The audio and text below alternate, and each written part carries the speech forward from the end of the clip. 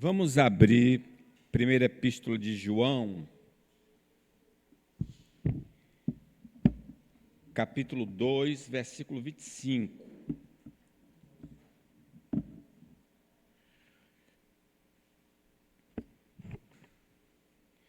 Primeira epístola de João, capítulo 2, versículo 25. Nós podemos ler em uma só voz.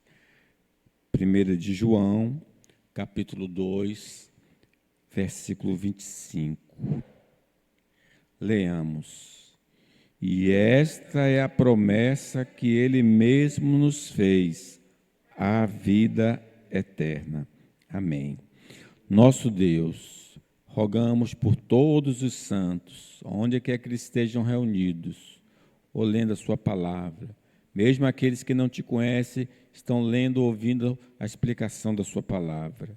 Que o Senhor ilumine os olhos do nosso coração, que o espírito de revelação e de sabedoria possa operar em nosso meio, ó Deus, para que possamos conhecer aquilo que foi nos dado gratuitamente no amado, para a edificação da sua igreja e salvação dos pecadores. Em nome de Jesus, amém. A vida eterna, essa é a promessa que ele nos deu. Essa é a mensagem do Evangelho, a vida eterna. Há muitas passagens que falam sobre esse tema. Por exemplo, primeiro em o Evangelho de João, e lhes dou a vida eterna, e não hão de perecer, e ninguém os arrebatará das minhas mãos.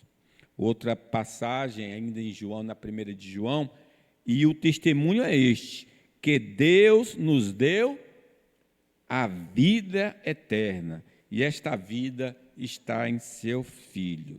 E o versículo mais conhecido, porque Deus amou o mundo de tal maneira que deu seu Filho unigênito, para que todo aquele que nele crê não pereça, mas tenha a vida eterna. Então vejam que essa é a mensagem gloriosa, é o presente de Deus, né? Então vamos falar sobre esse tema, a vida eterna, um presente de Deus. Vamos observar algumas coisas.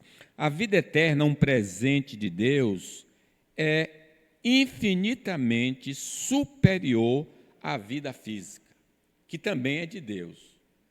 Deus nos deu, soprou o fôlego da vida em nós. Porém, quando você pega a vida eterna e a vida física, não dá para comparar. A vida eterna é muito superior. É muito superior a qualquer coisa que Deus possa nos dar nessa vida. Não pode ser comparada com a vida eterna. Por exemplo, se a gente faz esse contraste entre a vida eterna e a vida física, a gente vai notar que a vida física é passageira,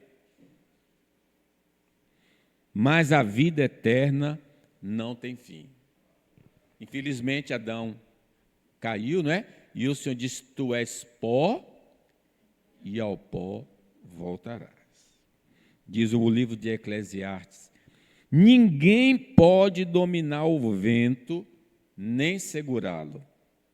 Assim também, ninguém pode evitar a morte, nem deixá-la para outro dia. Já pensou?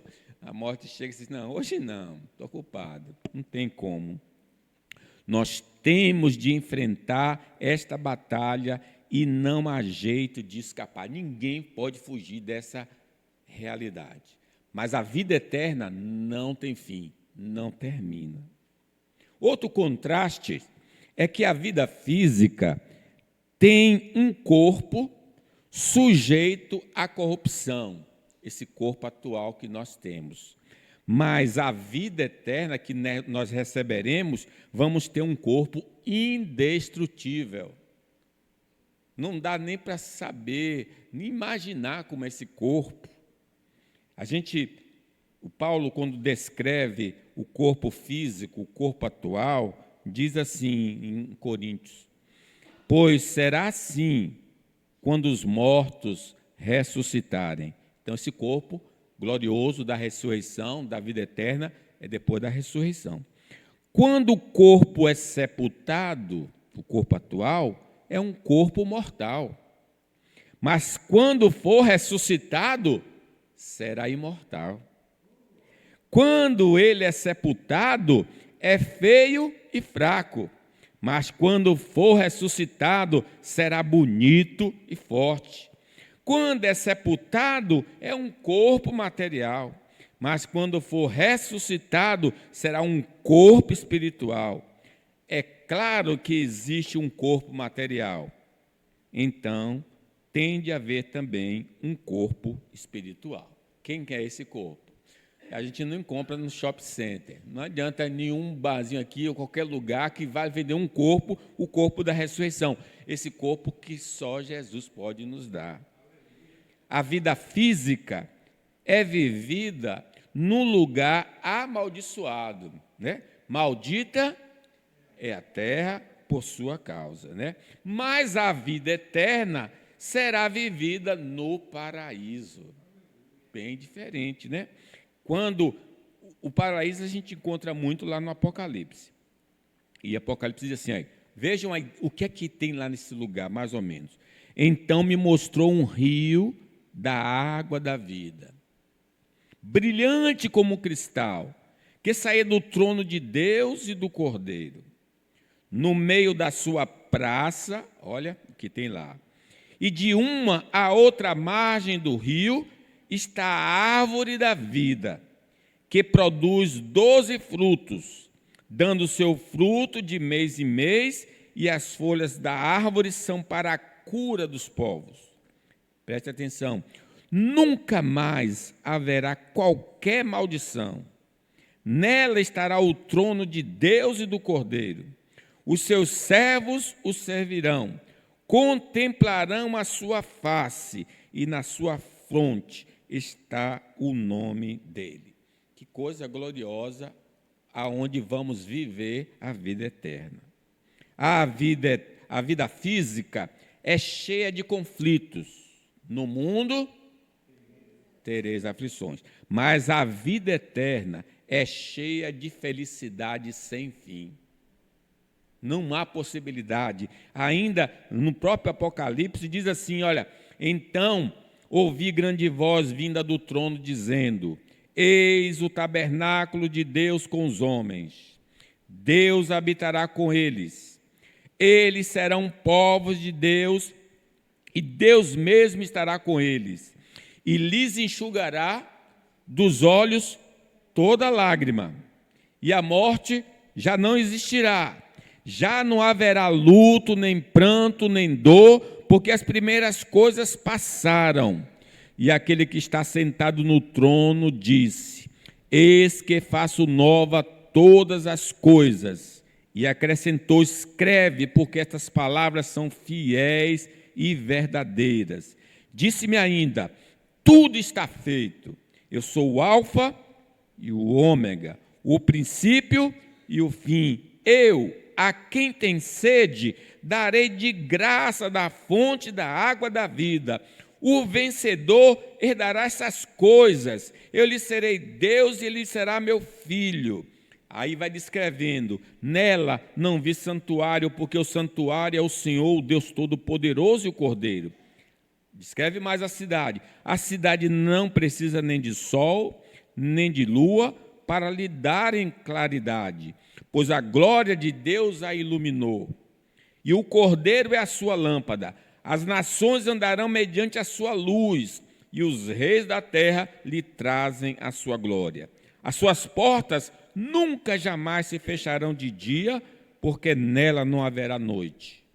E lhe trarão a glória e as honras e a honra das nações. Nela nunca mais penetrará coisa alguma contaminada, nem o que pratica abominação e mentira, mas somente os inscritos no livro da vida.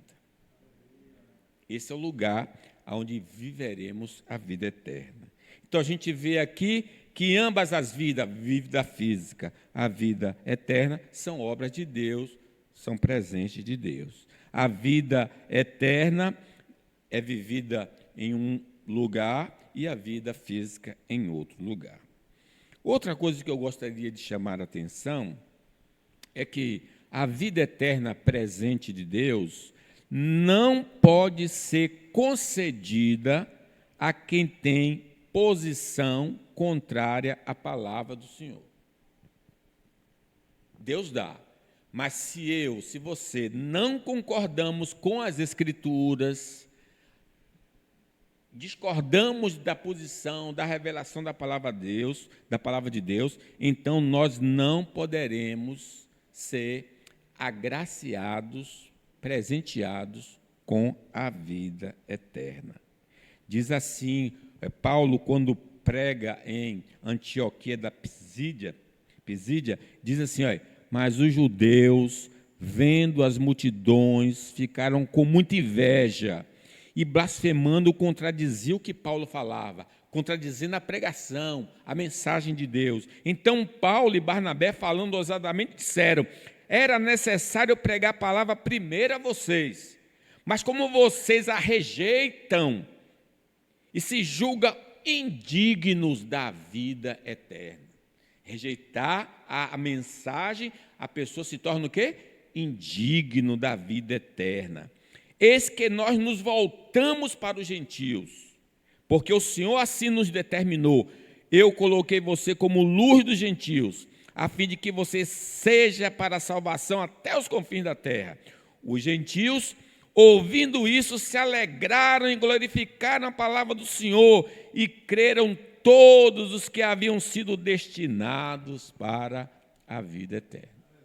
Então, se eu discordar da Bíblia, Deus não vai me dar a vida eterna.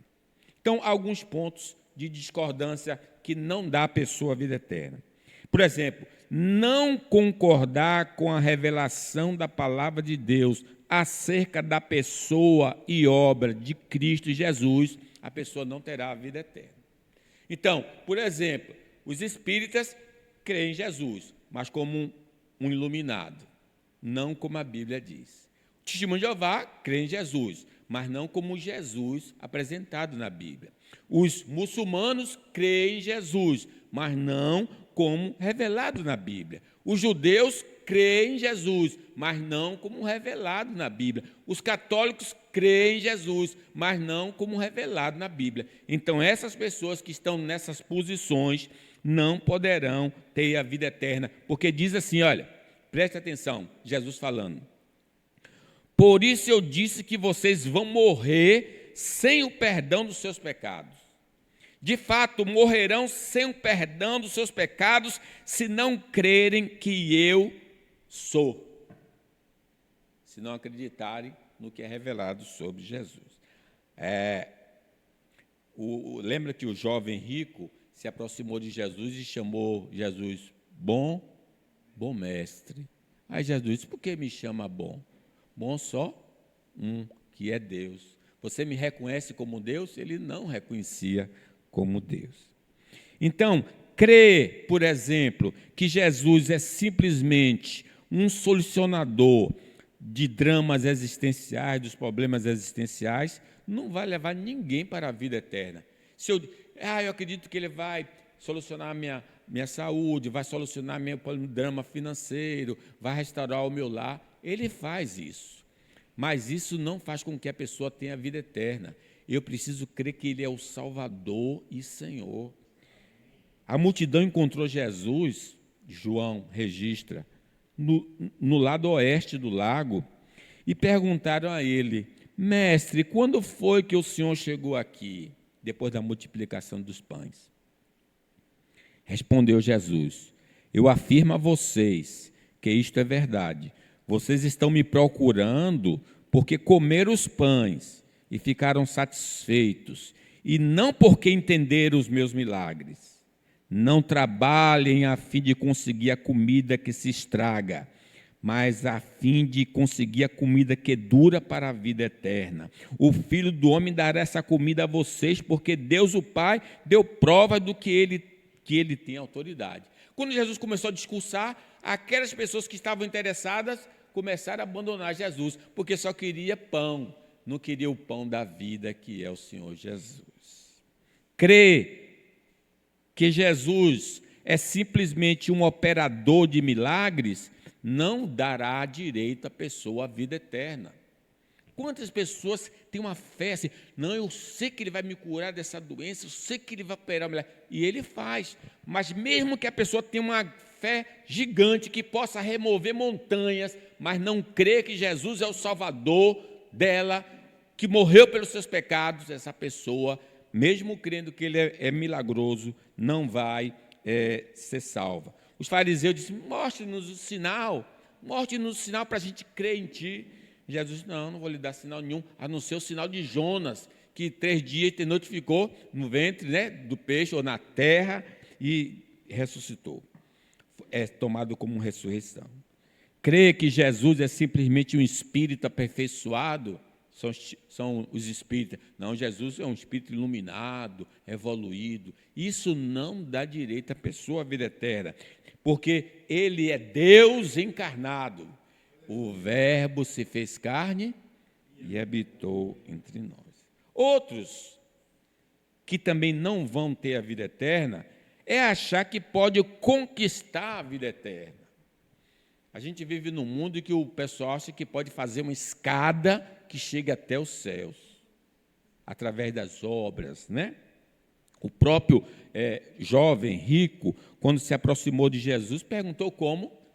Que farei para herdar a vida? O que é que eu faço?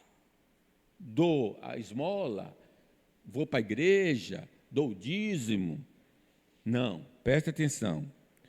Somente poderíamos obter a vida eterna através da obediência quando Deus fez um pacto com Adão no Éden.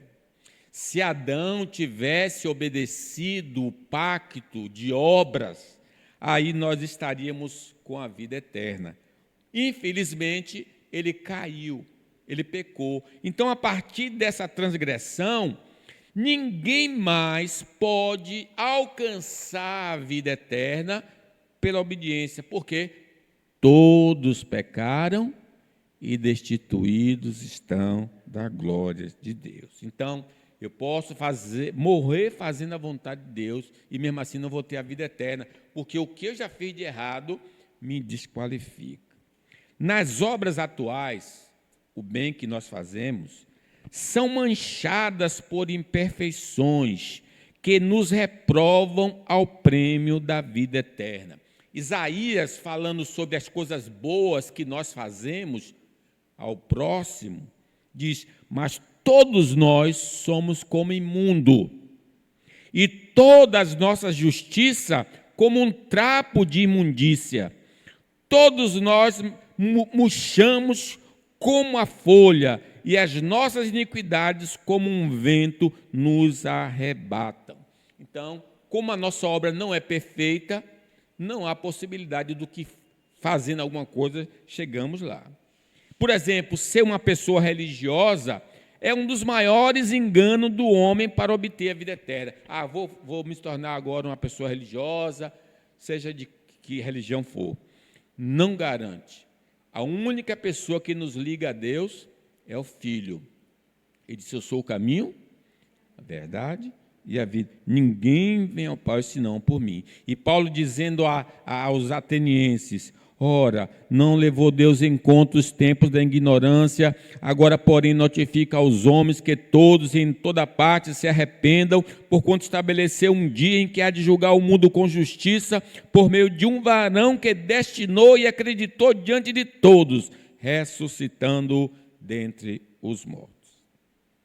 Pensar que tem qualificações para ter a vida eterna é um engano total. Lembre que na conversa do jovem com Jesus, Jesus perguntou, conhece os mandamentos? Ele disse, eu tenho observado desde a minha mocidade. Quer dizer, na visão dele, ele estava pronto, ele era uma pessoa direita, que estava com requisitos para a vida eterna. Mas, irmãos, vamos pensar direitinho. Jesus mostrou para ele que ele era avarento, porque quando Jesus diz, vá, vende tudo que tem, dá aos pobres, ele recuou e rejeitou a vida eterna, porque ele era um homem que tinha muitas propriedades. Se a gente for honesto, em nosso interior, no pensamento, no sentimento, na vontade, nas intenções, transgredimos a lei de Deus e nos desqualificamos para a vida eterna. Diz: quem não tiver pecado, atire a primeira pedra. Porque do coração, do interior, procedem os maus planos, homicídios, adultérios, prostituição, furtos, falsos testemunhos, blasfêmia. São estas coisas que contaminam o homem, mas o comer sem lavar as mãos não contamina. Como a gente precisa pedir, como Davi: Senhor, cria em mim um coração puro e renova dentro de mim um espírito reto. Nossas palavras demonstram que quebramos a lei do Senhor e nos tornamos reprovados para a vida eterna. Se não é o nosso interior, é aquilo que nós falamos. Porque, Tiago, nós falamos, quem não tropeça no falar é perfeito varão, capaz de dominar todo o corpo. Mas diz assim, porque todos tropeçamos em muitas coisas. Se alguém não tropeça no falar, é perfeito varão, capaz de refrear todo o corpo. Assim também a língua, pequeno órgão, gaba-se de grandes coisas, vede como uma fagulha põe em brasa tão grande relva. Ora, a língua é fogo, é mundo de iniquidade. A língua está situada entre os membros do nosso corpo e contamina o corpo inteiro. E não só põe em chamas toda a carreira da existência humana, como também é posta ela mesma em chamas pelo inferno. A língua, porém, nenhum dos homens é capaz de domar. É mal incontido, carregado de veneno mortífero. Com ela bendizemos ao Senhor e Pai, e também com ela amaldiçoamos os homens feitos à semelhança de Deus. Então, se eu for honesto, estou fora. Estou banido da vida eterna, porque o que eu penso, o que eu desejo, o que eu falo, me tornam desqualificados. Também precisamos refletir que nossas ações, o que fazemos, demonstram que desobedecemos a lei do Senhor e nos tornamos inaptos para a vida eterna.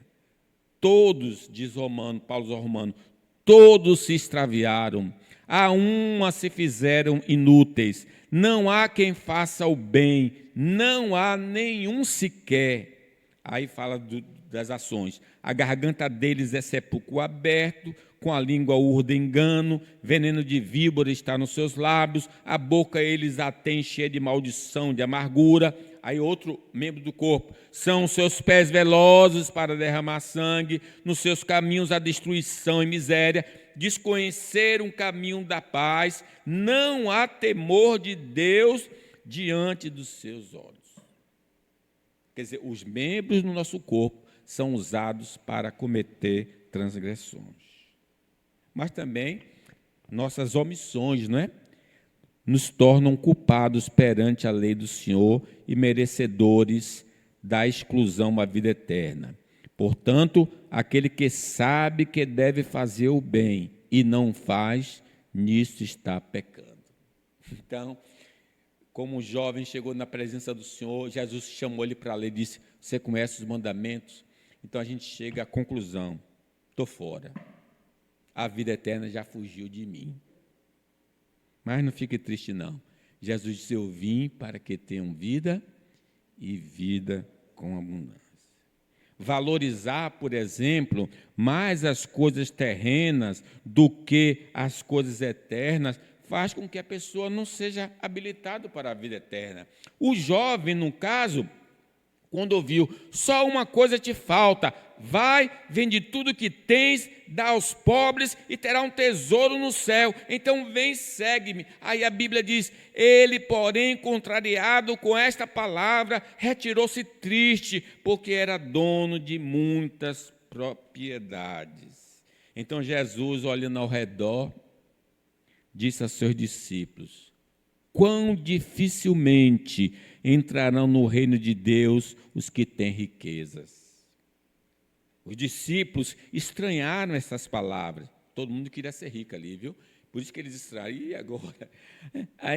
Mas Jesus insistiu e disse-lhe: filhos, quão difícil é para os que confiam nas riquezas entrar no reino de Deus.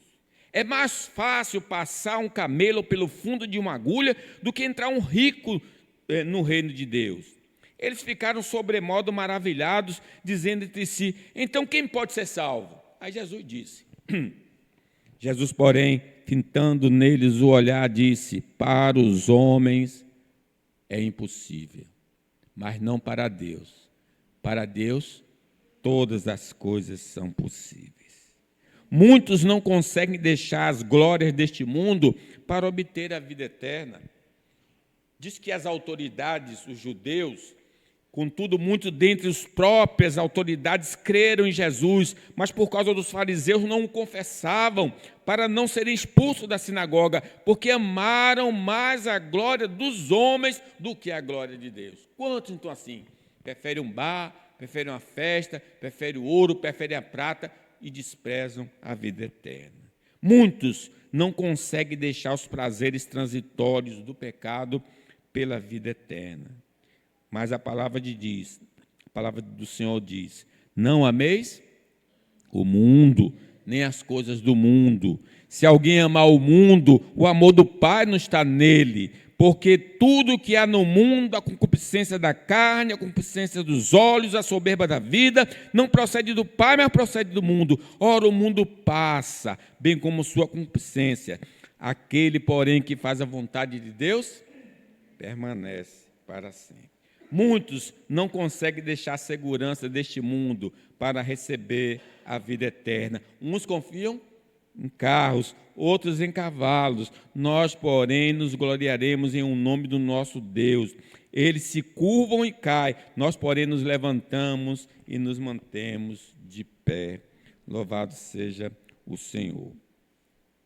Outra coisa que é importante é que não vai ter a vida eterna quem é ser humano. Quando o Senhor Jesus disse assim, olhando para os discípulos, ele disse: para os homens é o quê? Impossível. Nós somos homens, mulheres, então para os homens é o quê? Impossível a vida eterna. Já botou todo mundo no mesmo padrão. Todo mundo aqui está reprovado. Porque somos uma raça que pecou contra Deus. Por um homem, Adão, entrou o pecado. Pelo pecado, a morte. A morte passou a todos. Por isso todos pecaram. Somos uma raça que não quer saber de Deus. Ninguém tem interesse pessoal, a não ser que Deus chegue assim e mude o coração. Se Deus não mudar, não fomos nós que procuramos a Deus. Foi Deus que nos procurou. Foi Deus que nos achou. Somos uma raça de condenados. Tu és pó e ao pó voltarás. Outra coisa que faz com que a pessoa não tenha vida eterna é ela confiar em si mesmo e não em Deus. Diz a palavra de Deus que o homem... Jesus disse: olha os que confiam nas riquezas. Os discípulos estranharam essas palavras, mas Jesus insistiu e disse-lhe: filho, quão difícil é para os que confiam nas riquezas entrar no reino de Deus. É mais fácil um camelo passar pelo fundo da agulha do que um rico entrar no reino dos céus. Os discípulos que queriam ter vida boa, que é normal, mas confiavam nos bens materiais, disse: então quem é que pode ser salvo? Jesus disse: ninguém. Enquanto você confiar no ouro e na prata, você não pode ser salvo. Tem de confiar no Senhor somente. Sem fé, ninguém pode agradar a Deus, porque quem vai a Ele precisa crer que Ele existe e que recompensa os que procuram conhecê-lo melhor. A fé no Filho de Deus é indispensável para sermos agraciados com a vida eterna. Quem nele crê não é condenado, mas quem não crê já está condenado, porque não crê no nome do unigênito Filho de Deus. que é que ele diz a Marta? Tirai a pedra. Ela questionou: Senhor, mas cheira mal. Eu não te disse, se creres, o quê? Verás a glória de Deus. A vida eterna, irmãos, é um presente de Deus que pode ser confirmado pela postura correta. Quais são as posturas que nós devemos ter para ter a vida eterna? Primeiro, reconhecer que não temos mérito.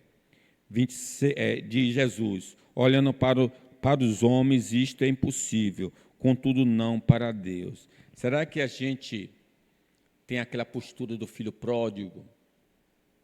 O filho pródigo disse: levantar-me-ei, irei ter com meu pai, e vou dizer o quê? Pai, pequei contra ti, contra Deus e contra ti. Não sou o quê? Digno de ser chamado teu filho. Trate-me como um dos teus empregados. Então, na presença do Senhor, todos nós devemos nos humilhar. Aquele que se humilha será exaltado. Aquele que se exalta será humilhado. Bem-aventurados os pobres de espírito, porque deles é o reino dos céus. Não é se desfazer dos bens, como Francisco de Assis fez. É se reconhecer pecador, sem qualificações para estar na presença de Deus. O centurião, que era um homem rico, pediu para Jesus curar o seu servo, mas quando Jesus estava se aproximando da casa dele, e olha, a casa dele devia ser uma casa de luxo, ele manda uma equipe de: Senhor, eu não sou digno que entre na minha casa. Poxa, a casa dele era uma casa boa. Eu não sou digno. Por isso, eu nem tive a audácia de procurá-lo, mandei alguém. Como é que eu posso estar na sua presença? Tem pessoas que entram assim na presença de Deus. Ninguém pode estar na presença de Deus, que vai ser fulminado. Então, tem de ter reconhecimento de pecado, né? Reconhecer que é pecador diante do Senhor. Segundo, romper com a vida anterior. É um sinal da vida eterna. Jesus falou para o jovem rico: olha, só uma coisa te falta. Vai, vende tudo o que tens, dá aos pobres e terá um tesouro no céu. Então vem e segue-me. Aqui a questão não é o dinheiro que ele possui, é que ele está preso. O pecado dele era a avareza. Jesus está dizendo: olha, se você não abandonar o erro, eu não lhe posso dar a vida eterna. E diz o texto que quando ele ouviu a palavra do Senhor, contrariado com esta palavra, retirou-se triste. Quantas pessoas a gente fala do Evangelho? Abandone e siga o Senhor. Às vezes é um carnaval, uma festa, é uma outra coisa, é uma vida dupla, mas a pessoa não quer abandonar. Aquele que confessa o seu pecado e deixa, alcança a misericórdia do Senhor. E aí Pedro diz assim, nessa passagem do jovem, Pedro começou a dizer: eis que tudo nós deixamos e te seguimos. É isso que a gente faz, deixa tudo para seguir Jesus. Nada é empecilho, nem esposo, nem esposa, nem filho, nada. Nós entregamos o nosso coração ao Senhor Jesus. Louvado seja Deus. Então, meus irmãos, esse é o presente de Deus para nós. Eu espero que eu encontre você lá, usufruindo, quando chegar naquela piscina, na praça, junto do rio. Ô, Cândido, como vai? Quem sabe você não sejam vizinhos de parede e meia, né? Juntinho, né? Cândido, Anitta, Ana Maria. Eu estou lá no centro da cidade, viu? De vez em quando eu vou visitar vocês um pouquinho. Viu, Cândido? Estou no centro e vou visitar vocês. Mas louvado seja Deus. É a promessa para todos os crentes ir morar na Nova Jerusalém. Que Deus nos dê essa graça de crer na vida eterna e seguir o Senhor. Amém. Reverendo Cândido.